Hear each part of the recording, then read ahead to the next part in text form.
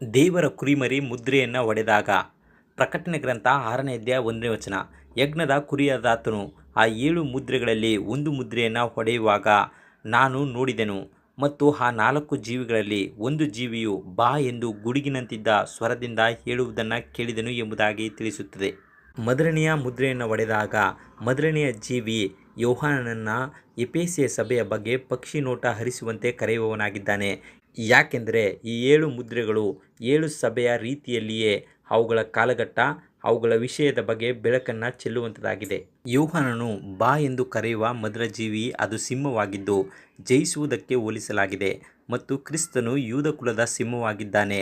ಹೀಗೆ ಒಂದೊಂದು ಮುದ್ರೆಯನ್ನು ಒಡೆಯುವಾಗಲೂ ಒಂದೊಂದು ಜೀವಿಯನ್ನು ಕ್ರಮವಾಗಿ ಅವುಗಳ ಗೋಚರಿಕೆಯನ್ನು ನೀಡಲಾಗಿದೆ. ಈ ಮುದ್ರೆಯನ್ನು ಒಡೆಯುವುದಕ್ಕೆ ಯಾರು ಯೋಗ್ಯನು ಎನ್ನುವ ಪ್ರಶ್ನೆಗೆ ಸಮಂಜಸವಾದಂಥ ಉತ್ತರವೇನೆಂದರೆ, ಪ್ರತಿಯೊಬ್ಬ ಮನುಷ್ಯನ ಭವಿಷ್ಯವೂ ಸಹ ಆತನನ್ನು ರಕ್ಷಿಸಲು ತನ್ನ ಪ್ರಾಣವನ್ನೇ ಬಲಿಯಾಗಿ ಅರ್ಪಿಸಿದ ದೇವರ ಕುರಿಮರಿಯಾದ ಕ್ರಿಸ್ತನ ಕೈಯಲ್ಲಿದೆ. ಯಾಕೆಂದರೆ ಕ್ರಿಸ್ತನು ನಮಗಾಗಿ ತನ್ನ ತಂದೆಯ ಮುಂದೆ ನಿಂತಿರುವಾತನಾಗಿದ್ದು ನಮ್ಮನ್ನು ಪಾಪ ಮತ್ತು ಈ ಲೋಕದ ಸಂಕಟದ ಜಗತ್ತಿನಲ್ಲಿ ನಿರೀಕ್ಷೆಯಿಲ್ಲದವರಾದ ಹಾಗೆ ಕೈಬಿಟ್ಟು ಹೋಗಿದ್ದ ನಮಗಾಗಿ ತನ್ನ ಪ್ರಾಣವನ್ನೇ ಅರ್ಪಿಸಿದವನಾಗಿದ್ದಾನೆ.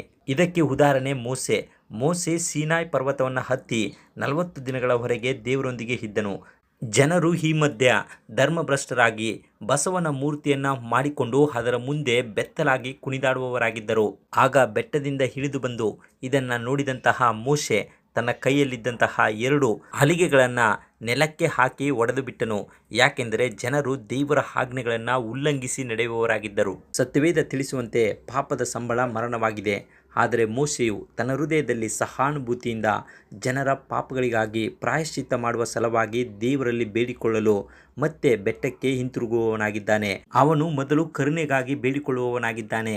ನಂತರ ಅವರ ಪಾಪದ ಅಗಾಧತೆಯನ್ನು ಅರಿತುಕೊಂಡು ಅವನು ತನ್ನನ್ನು ತಾನು ಬಲಿಪಶು ಮಾಡಿಕೊಳ್ಳಲು ಅವರ ಪರವಾಗಿ ತನ್ನ ಪ್ರಾಣವನ್ನು ಒತ್ತೆ ಇಟ್ಟು, ನೀನು ಕರುಣೆ ಇಟ್ಟು ಅವರ ಪಾಪವನ್ನು ಕ್ಷಮಿಸಬೇಕು, ಇಲ್ಲವಾದರೆ ನೀನು ಬರೆದಿರುವ ಜೀವಿತರ ಪಟ್ಟಿಯಿಂದ ನನ್ನ ಹೆಸರನ್ನು ಅಳಿಸಿಬಿಡಬೇಕೆಂಬುದಾಗಿ ಬೇಡಿಕೊಳ್ಳುವವನಾಗಿದ್ದಾನೆ.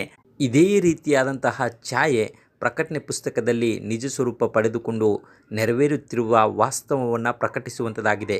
ಮತ್ತು ಸತ್ಯವೇದದ ಕೊನೆಯ ಪುಸ್ತಕ ಈ ಪ್ರಕಟಣೆ ಗ್ರಂಥವಾಗಿದ್ದು ಇದು ಕ್ರಿಸ್ತನ ಬಗ್ಗೆ ನಮಗೆ ಹೆಚ್ಚಿನ ಮಾಹಿತಿಯನ್ನು ಸ್ಪಷ್ಟವಾಗಿ ತಿಳಿಸುವಂಥದ್ದಾಗಿದೆ. ಆದುದರಿಂದ ಈ ಮುದ್ರೆಗಳ ಕೇಂದ್ರ ಬಿಂದು ಕ್ರಿಸ್ತನೇ ಎಂಬುದನ್ನು ಮುಂದಿನ ದಿನಗಳಲ್ಲಿ ನಾವು ಅರ್ಥ ಮಾಡಿಕೊಳ್ಳೋಣ. ದೇವರು ನಿಮ್ಮನ್ನು ಆಶೀರ್ವದಿಸಲಿ. ಪ್ರಿಯ ವೀಕ್ಷಕರೇ, ಸತ್ಯವೇದ ಅಧ್ಯಯನ ಮತ್ತು ಪ್ರಾರ್ಥನಾ ಮನವಿ ಹಾಗೂ ಹೆಚ್ಚಿನ ಮಾಹಿತಿಗಾಗಿ ಕೆಳಕಂಡ ಸಂಖ್ಯೆಗೆ ಸಂಪರ್ಕಿಸಿ. ದೇವರು ನಿಮ್ಮನ್ನು ಆಶೀರ್ವದಿಸಲಿ.